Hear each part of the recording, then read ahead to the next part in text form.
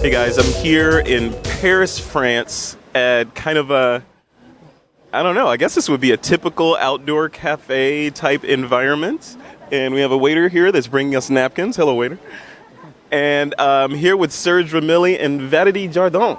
Hey. Almost got it right. I got it right. Bonjour. Two powerhouses on this continent when it comes, and the world really, when it comes to photography, street photography, landscape photography, and all kinds of stuff. So in this interview, I could not pass up the opportunity to talk to both of these guys together while I'm here in Paris. So figured we'd do a quick TWiP style interview here outside with all the noise and the excitement that is Paris, and get an insight into photography from these pros' standpoint. So Serge, tell me about, first introduce yourself. Tell us about your YouTube channel, your site, your tutorials, all that cool stuff. Okay, cool. So yeah, my name is Serge Ramelli. I'm a French photographer living in Paris, and I make tutorials on the web. I have a pretty big channel on mostly Lightroom. It's called PLP, Photography, Lightroom, and Photoshop Tips and Tricks, and it's in English. A lot of photos from all over the world, but mostly Paris. I'm actually giving for free all the raw files with the tutorials, and I also have full courses on Lightroom and Photoshop. Been doing it for 2 years. I've now got over 150,000 subscribers, so it's starting to be pretty decent. That's cool. And and I do mostly, I've been an interior design photographer in Paris, mostly shooting hotels and cafes for 8 years. And as I've been doing this, I have been doing a lot of landscape photography. And I retouch a lot of my photos, or not, but I try to get very dramatic photos. Yeah. So sometimes it's heavily retouched, and as I grow as a photographer, I try to get it right in the camera as much as I can, using filters or otherwise, but trying to get the right light. So living here, I come sometimes like 20 times to the same place to get the same photo and stuff. Yeah. So that's what I do. Now, one thing that I noticed from the stuff that you do, because I follow you on YouTube and what you're doing and all that, I watch you on my Apple TV at home on the big screen. So I notice, I'm a big fan of business and marketing and that sort of thing. You are one of those photographers that understands marketing online and sales, and I notice your videos, they're full of information, but you're also promoting and doing all that stuff. How did you learn how to do all that stuff and the promotion online? Well, I came from a background of salesman. I was a salesman for many years. And in 1999, my brother created a web agency, which I became the VP sale. And so I ran that business for almost 10 years, 8 years actually. And I started doing photography, not professionally in 2005, became fully professional in 2010. So from 2005 and 2010, I was doing VP sales and photography. So I have a big background in sales and marketing. And my technique has been to give a lot of free stuff and to promote the paid stuff. And a very small percentage of people will actually buy the paid stuff, but it finances my life and my travel, which is really cool. So I can leave off my passion, which is photography. All right. Valerie, let's talk about this stuff that you do. So speaking of photography, financing, and paying for your passion, your life, tell us about how you do these workshops, right? Because you don't live in Paris. You're from France, right? You're from Normandy. Yeah.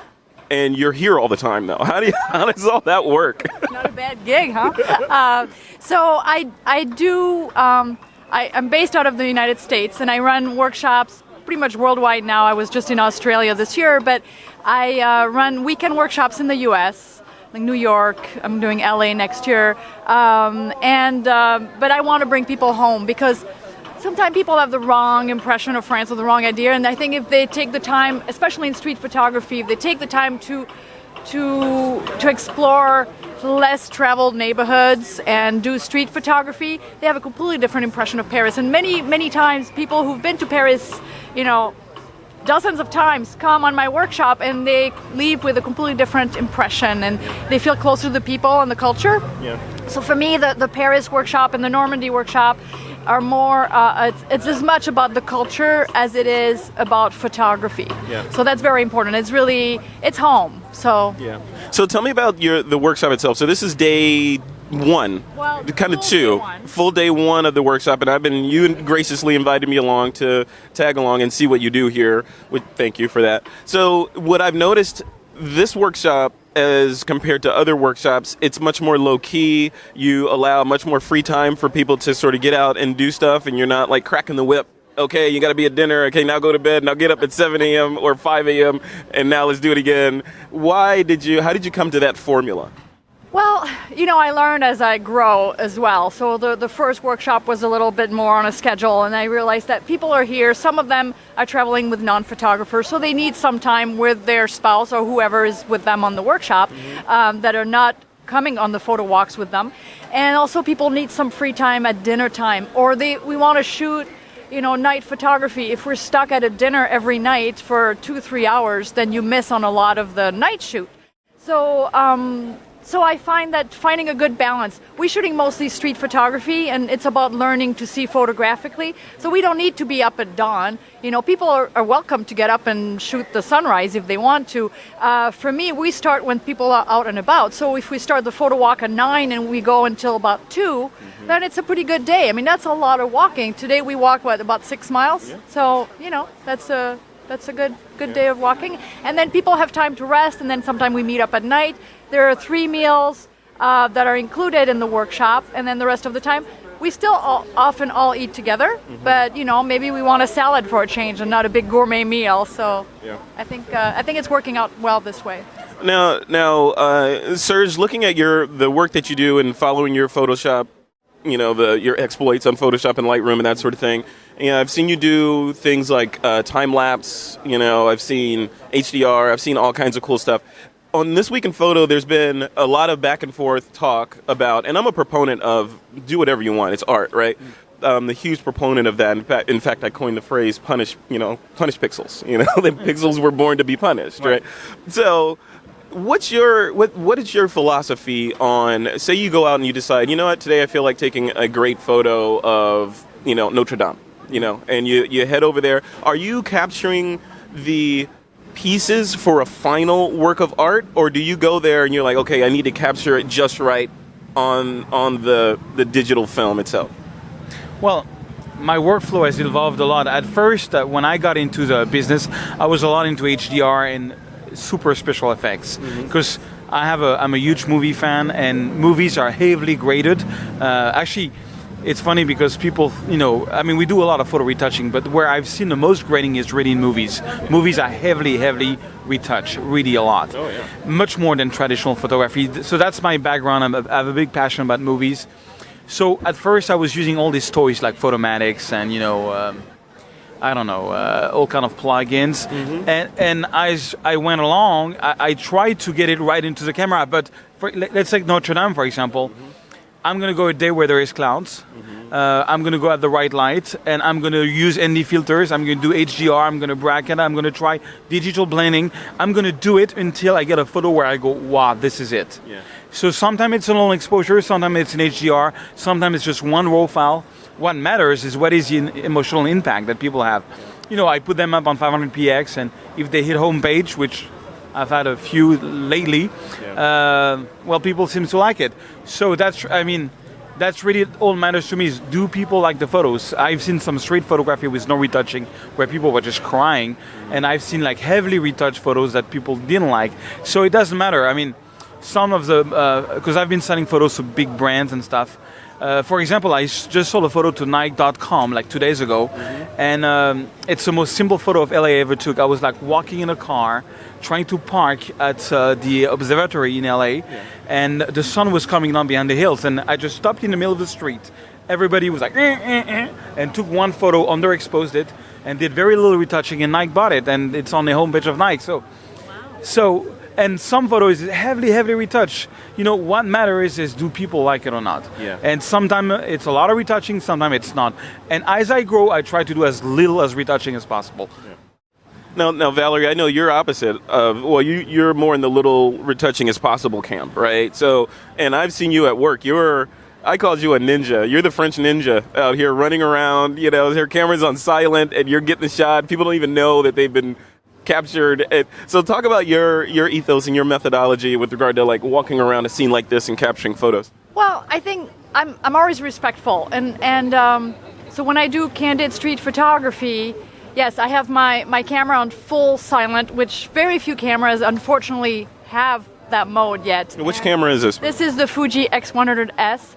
And when it's on silent mode, I don't even know I took a picture half the time. There is no beep, there is no light flashing or anything. It is so silent. It takes some getting used to because you don't know you took the picture. It's really, it's that silent. So I can be 3 feet from my subject. They don't know I take the picture. I never look through the viewfinder. I look through the screen in the back, and I don't put it to my eye. I usually shoot a little bit lower.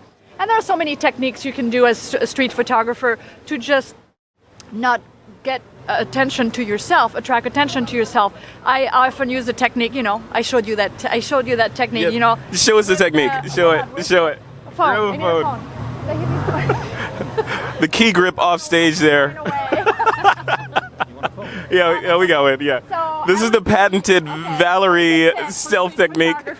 I pretend like I'm messing with my phone, texting someone, and I'm actually looking at the back of my camera, locking my focus on my subject, and then recomposing, and they think I'm on my phone. So that works really well for street photography. Thank you, Steve. Until they see your finger doing this, right? And so, but there is no sound. They can't really tell. Yeah. And, or, another technique that a lot of street photographers use, they pretend like they're taking a shot of the building, and then they look at, then they pretend like they're looking at the result, and that's when they take the picture of their subject. So, those Sleight of hand.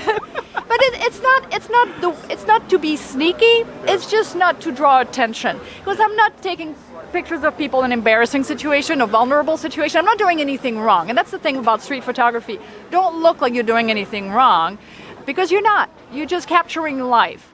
And if you're respectful and you use some simple tricks not to draw too much attention on you, then you're good. Nobody will notice you, and you move along and you go to the next street corner and capture some other story. Yeah. Now, Valerie, I've been dying to ask you. So, in the couple of years that I've known you, you've gone from shooting full DSLRs and commercial photography with clients and all the complexity that brings to one camera with a lens that doesn't even come off.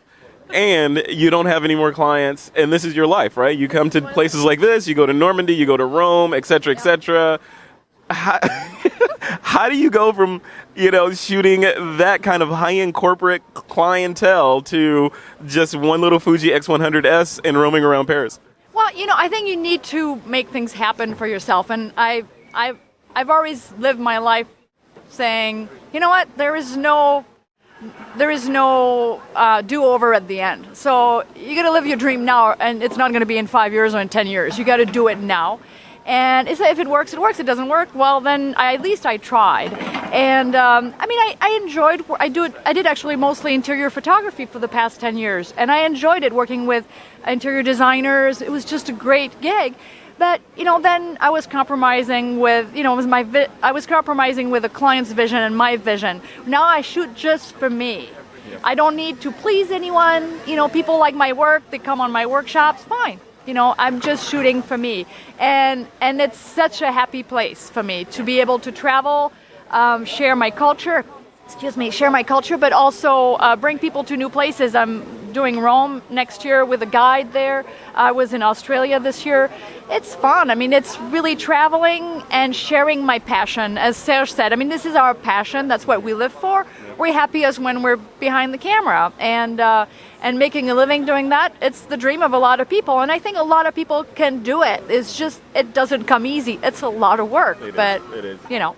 Now, Serge, let's end this with you. So, first of all, this is Valerie's passion, and you mentioned this is your passion as well. This is what you do. This is your sole source of income, photography, right? You don't show for a couple of years. It's been for a couple of years, yeah. You don't show up in an office or anything anymore. It's all out of Serge, the Batcave, right? Exactly. You don't wear a suit or anything anymore. No, that's finished. I don't have schedules. I get up when I want. Same here. Yeah. Isn't that great? It's amazing. So what? We would hate going back to the corporate world. It would be impossible. You know that. I know. We're unemployable essentially. Yes, absolutely. We would be an employer's worst nightmare. So okay, let's end this search with advice. So, not so much for photographers that want to go and do this kind of stuff like workshops and all this, but photographers that are in a place that's foreign to them. Like, say me. I'm here and I'm in Paris and I have the night off tonight because we don't have any workshop activities. What would you say do? Like, do I do I hit the tourist spots? Do I go to the Eiffel Tower tonight and do an HDR? Do I go to Notre Dame and do some long exposure? What do you say?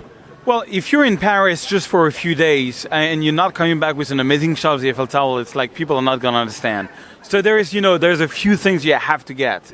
And what I usually do when I come to a place that I don't know, I've been in Rome, for example, is I go on 500px and I type Rome and I look at the nicest photos, find out where they were taken, and I prepare my journey. So this is really like, for example, a lot of people don't know that, but there is a specific spot in the Louvre behind the pyramid where you have the sunset, which is amazing, and there's hardly anybody there. Even you can have like 2,000 tourists the other side of the pyramid, but behind the pyramid on the corner there is people, but not that much. So there's a few tricks. Now I know these tricks because I've been living here and doing these photos over and over. I know the schedule, the right place, when to go on the top of Notre Dame. So really is looking. I also look a lot of the postal cards when I come into a place, and 500px is the two sources that I look for. And then I say, okay, I always have like 2-3 shots planned, and then the rest is inspiration. Sometimes you go to. I remember one day I went to go to take Notre Dame, and the light was really bad. But I looked on the other side. It was an amazing light, and that photo became like one of my iconic photos. So you never know what you find. So have a couple of anchor shots, and then the rest is serendipity. Exactly. Yeah, you got to have the Eiffel Tower shot. I mean, you come to Paris, you don't have it. It's like we're going tomorrow, but I might go tonight to get some night shots of the Eiffel Tower. Well, Serge, thank you. I know you're busy, so thanks for coming over to have some. What are we drinking here, by the way? We're drinking Badois. I'm drinking water. What are you drinking, Valerie? Why? Because I have to honor my country.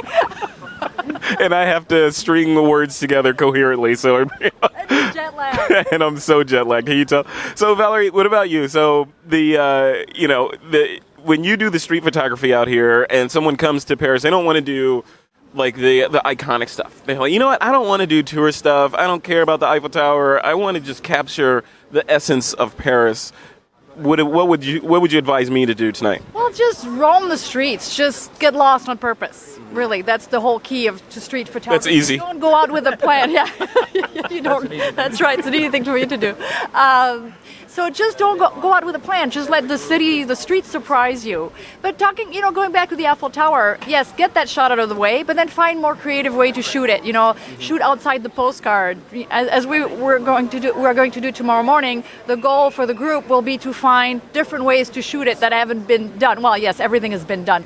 But then if you incorporate street photography with your iconic landmarks, then your pictures have never been done before, because nobody has ever shot that picture with those people in it before and never will again. So I know a lot of photographers wait for everybody to leave the area. Okay, I don't want anybody in front of the Louvre. I don't want to. But if you incorporate street photography in your landmark pictures, you have truly unique photographs. So that's the plus to street photography. All right. Well, Serge is going to be sold on it. Yeah. All right, guys. Let's end this. So, Valerie, if people want to sign up for your street photography workshops, what's coming up next, and where should they go to check them out? Well, it's pretty much full for this year, but there's still spots for New York in the fall, and I think there is a spot for Paris in the fall as well, maybe 2 spots. So they can just find me on my website, or just Google Valerie Jardin, Jardin. See? You got to say it correctly now. That's right. All right, thanks a lot, Valerie. And Serge, what about you? So you've got tutorials coming out all the time on your YouTube channel. What's the best place to go? Should they go to your site to subscribe to you, or YouTube, or what? My site, photoserge.com, photoserge.com, or type Serge Ramelli on YouTube, and you have over 130 tutorials for free and over 200 raw files for free. That's crazy. That's just crazy. Well, thanks for doing that. That's awesome. Sure, no problem. All right, guys, that's it. Serge Ramelli, Valerie Jardin here in Paris, France. We were now. What we're going to do now? And then we're going to have some real wine. I think. Probably. I think now that this is behind us, we've got the interview done. You guys are happy. You have your info. I can have some wine and chill out and work on my jet lag. I'm Frederick Van Johnson. See you guys later. Well, it's time to take the lens cap off.